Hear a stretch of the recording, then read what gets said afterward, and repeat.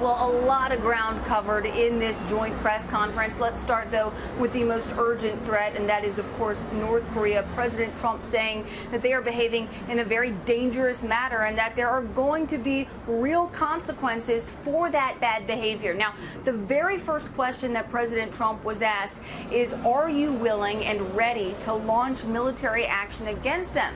Well, President Trump responded by saying, I don't know, we'll see what happens. I don't like to draw red lines, but he did say that I have some pretty severe things that we're thinking about. As for what those severe things are, he says he doesn't like to talk about it, though he did say this. Listen.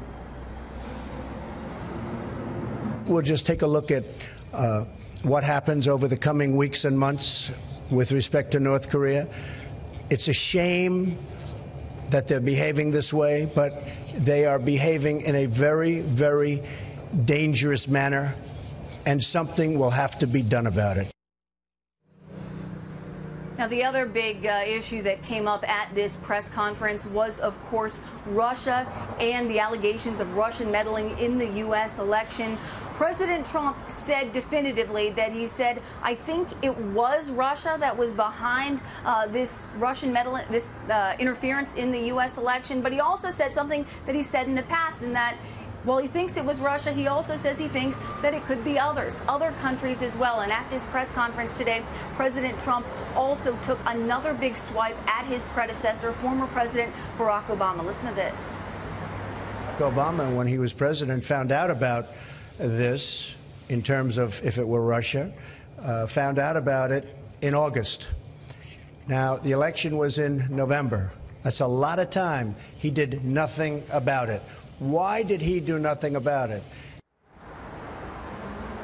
All right, now a few other issues that were covered at this press conference. NATO. Poland really wanted President Trump to reaffirm his commitment to NATO, and today President Trump did that, maybe not using as quite as strong a language as the Polish president would have liked, but he still reaffirmed the U.S. commitment to NATO and troops, all the U.S. troops that are here in Poland, about 1,000 of them dedicated to the alliance's buildup that went into effect right after Russian-backed forces invaded Ukraine back in 2014. So that was an important sticking point.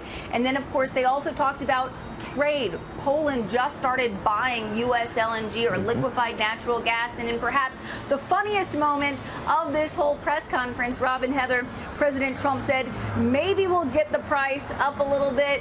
I'm a good negotiator, of course. President Trump loving to sell his deal-making skills. I think he said that President Duda was a good negotiator, that he had such a great price, and he's trying to get that price coming up, which I thought was funny as well. He said, anybody here available to negotiate?